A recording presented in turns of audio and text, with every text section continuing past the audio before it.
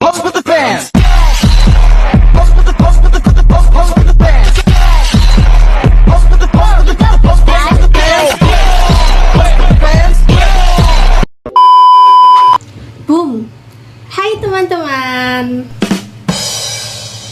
Jadi perkenalkan, aku Cantika. Di sini aku akan menjelaskan tentang sensasi. Nah, sebenarnya apa sih sensasi itu? Dan prosesnya itu apa aja? Yuk, daripada lama-lama, aku jelasin nih. Jadi apa sih sensasi itu? Jadi ini, sensasi adalah proses awal tubuh kita menerima rangsangan lewat indera. Menurut Benjamin B. Wellman, sensasi ialah pengalaman indrawi yang langsung, yang muncul begitu saja tanpa perlu kita mikirin atau ngasih makna dulu. Sementara Sir W. Hamilton bilang bahwa sensasi itu selalu terkait sama persepsi karena keduanya saling nyambung dalam memahami dunia. Oke. Bahasa santainya gini. Kalau cahaya masuk ke mata, suara masuk ke telinga, bau cimol hampir ke hidung, itu tuh sensasi. Indra yang menangkap stimulus mengubahnya jadi sinyal saraf, terus dikirim ke otak. Otak baru bilang, oh ini bau makanan. Baik, jadi cara kerja sensasi itu gimana sih?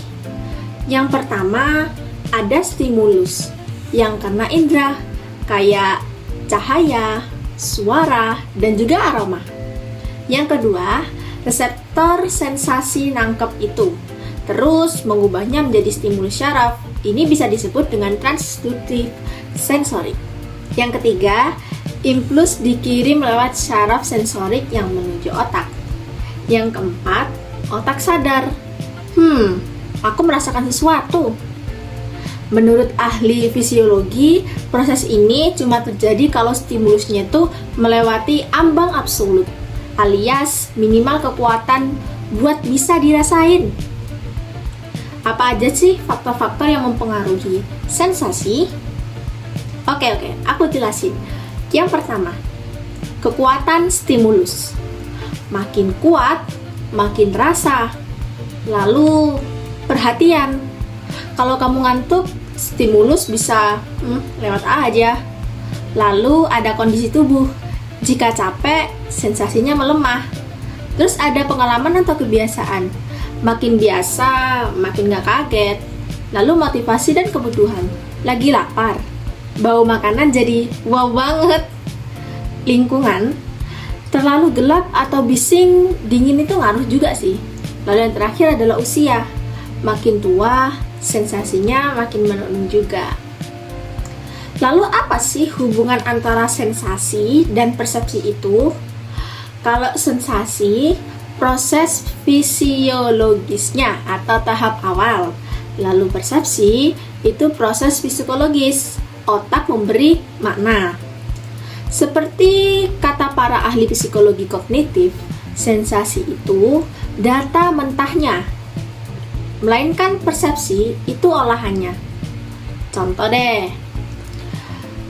aku dan temanku ngelihat baju thrifty yang sama. Sensasinya kita sama-sama melihat warna, tekstur, dan bentuk, tapi persepsinya itu beda. Kalau aku bilangnya gini, ih gemes deh, estetik juga yang ini. Tapi kalau kata temanku, kayaknya kurang vibe deh.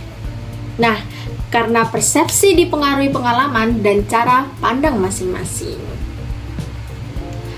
Nah, teman-teman, jadi bisa dipahami kan apa itu sensasi? Lalu, materi selanjutnya adalah persepsi. Apa sih persepsi itu? Dan bagaimana cara mengetahui persepsi? Yuk kita lihat di materi selanjutnya. Halo, aku Tasya. Pada kali ini aku akan jelasin apa sih persepsi? Baik, pada kesempatan kali ini saya akan membahas membahas tentang persepsi, sebuah konsep yang sebenarnya sangat dekat dengan kehidupan kita sehari-hari. Kita mungkin tidak sadar, tetapi hampir setiap tindakan, keputusan, bahkan cara kita menilai sesuatu, semuanya bermula dari persepsi yang kita bentuk. Yang pertama, kalau kita melihat dari asal kata perception dalam bahasa Inggris, berarti persepsi, penglihatan atau tanggapan.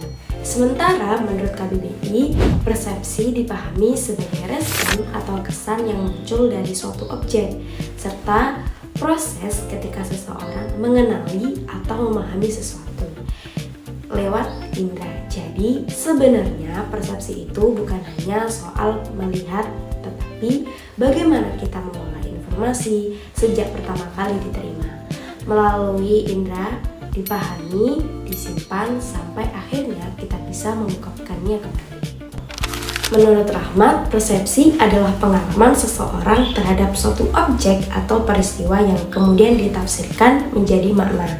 Dengan kata lain, persepsi memungkinkan kita memberikan arti terhadap segala macam rangsangan indrawi yang kita terima. Di sini kita bisa melihat bahwa sensasi menjadi bagian dari persepsi, tetapi persepsi juga dipengaruhi oleh pengalaman masa lalu, harapan, motivasi, bahkan memori yang kita punya. Menariknya, persepsi ini pada akhirnya akan membentuk sikap kita. Sikap tersebut kemudian tercermin dalam tindakan atau perilaku yang kita tampilkan.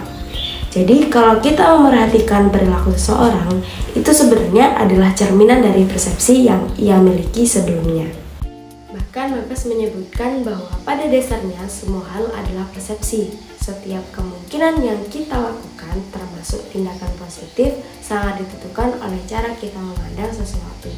Artinya, persepsi bukan hanya soal melihat secara kasat mata, tetapi juga bagaimana kita menghadapi sesuatu lebih dalam dan memberikan makna terhadapnya. Lalu, apa aja sih yang dipengaruhi oleh persepsi? Secara umum, ada dua faktor personal dan faktor situasional. Sementara menurut Bino Walito, persepsi dipengaruhi oleh dua kelompok besar, yaitu faktor internal dan faktor eksternal. Namun, sebelum masuk lebih jauh ke faktor-faktor tersebut, ada satu hal yang mendasar yang perlu disorot terlebih dahulu, yaitu perhatian. Menurut Kenneth, dalam bukunya Introduction to Communication Theory, perhatian merupakan sebuah proses mental ketika stimulus tertentu menjadi lebih menonjol dalam kesadaran kita, sedangkan stimulus lain mulai melemah atau tak kita hiraukan. Perhatian ini ibarat filter yang membantu kita untuk menyaring rangsangan yang datang bertubi-tubi. Sebagai contoh sederhana, coba bayangkan seorang mahasiswa yang sedang serius mendengarkan dosennya. Pada saat itu, ia memusatkan perhatian pada suara dan penjelasan dosen, sehingga suara lain di sekitar ruangan itu menjadi tidak terlalu berarti. Disinilah peran perhatian ini membantu kita untuk memilih rangsangan mana yang layak diproses lebih jauh dalam kesadaran kita.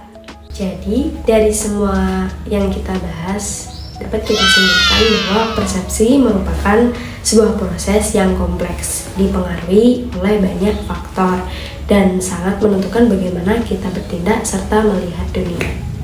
Assalamualaikum warahmatullahi wabarakatuh.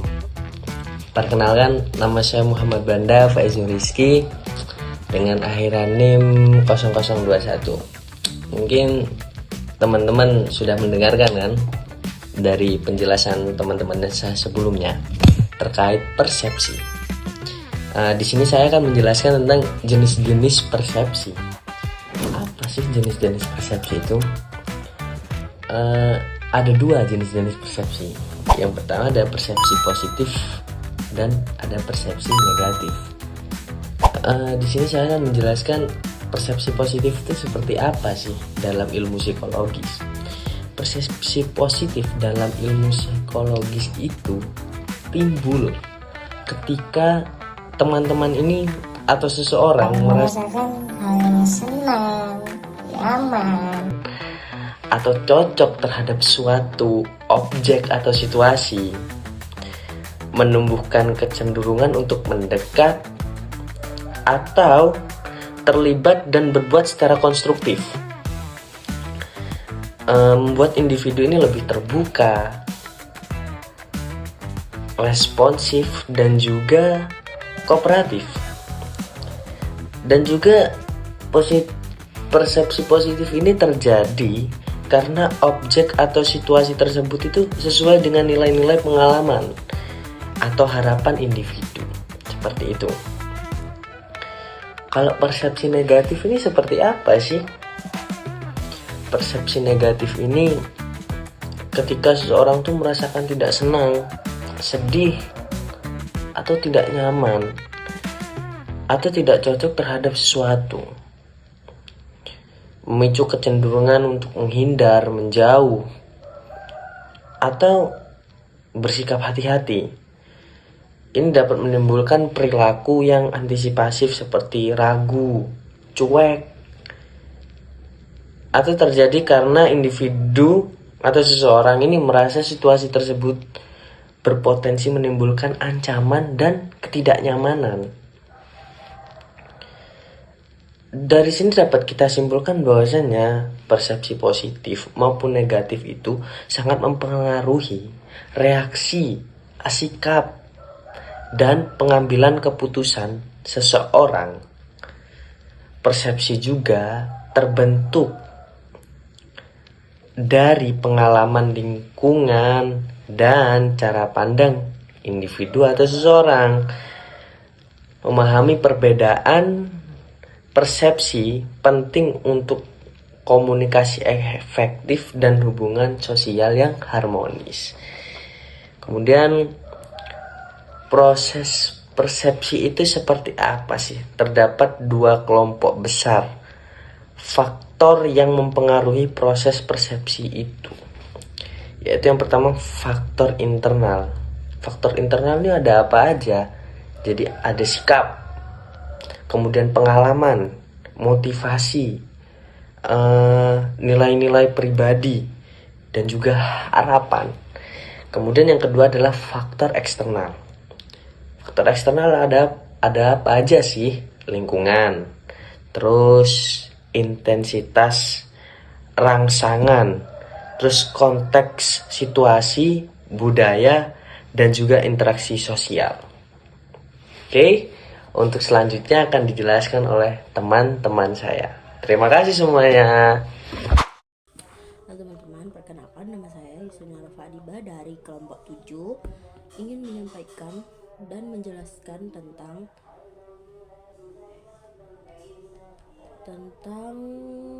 aspek-aspek budaya yang mempengaruhi sensasi dan persepsi.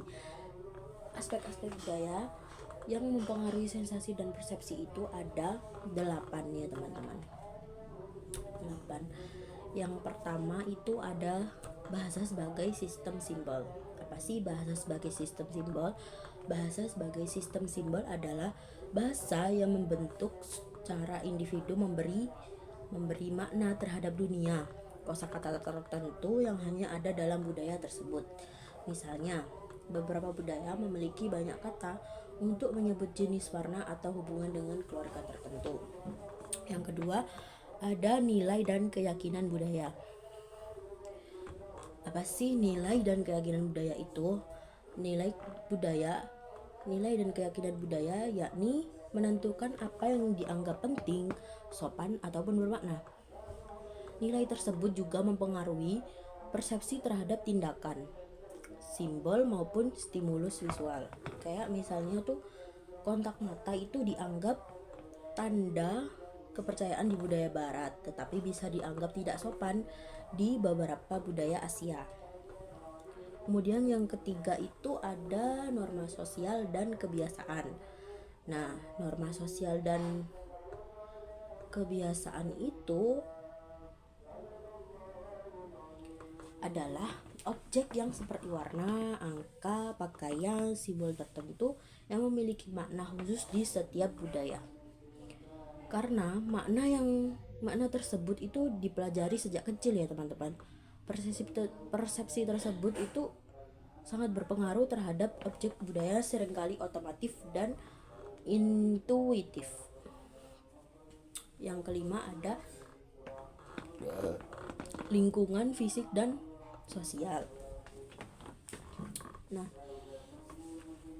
lingkungan fisik dan sosial itu adalah budaya yang mempengaruhi bagaimana individu terbiasa dengan rangsangan tertentu. Misalnya itu kayak masyarakat kota lebih terbiasa hidup dengan kebisingan daripada orang pedesaan yang tinggal di lingkungan yang lebih tenang gitu. Nah, kalau distorsi persepsi dalam proses komunikasi. Nah, apa sih distorsi persepsi dalam proses komunikasi? Distorsi persepsi dalam proses komunikasi adalah kondisi ketika seseorang menafsirkan atau menartikan stimulus atau pesan secara tidak tepat sehingga makna yang diterima itu berbeda dari maksud yang dimaksudkan oleh komunikator gitu loh ininya teman-teman. Nah, untuk contohnya itu misalnya tuh gini, menyebabkan individu menempelkan karakteristik tertentu kepada kelompok tanpa melihat kondisi aktualnya. Nah, yang ketujuh itu ada sensasi dan persepsi dalam komunikasi massa. Nah, komunikasi massa sendiri yakni merupakan proses penyampaian pesan melalui media seperti radio, televisi, surat kabar, ataupun media online lainnya. Seperti apalagi ya, kayak di sosmed gitu, menjangkau audiens dalam jumlah yang besar gitu. Nah, yang terakhir itu ada hubungan sensasi, persepsi, dan pengambilan keputusan.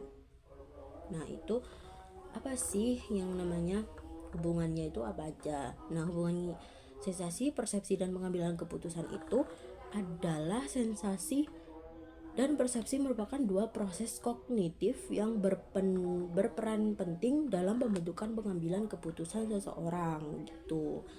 Oke teman-teman, terima kasih. Wassalamualaikum warahmatullahi wabarakatuh.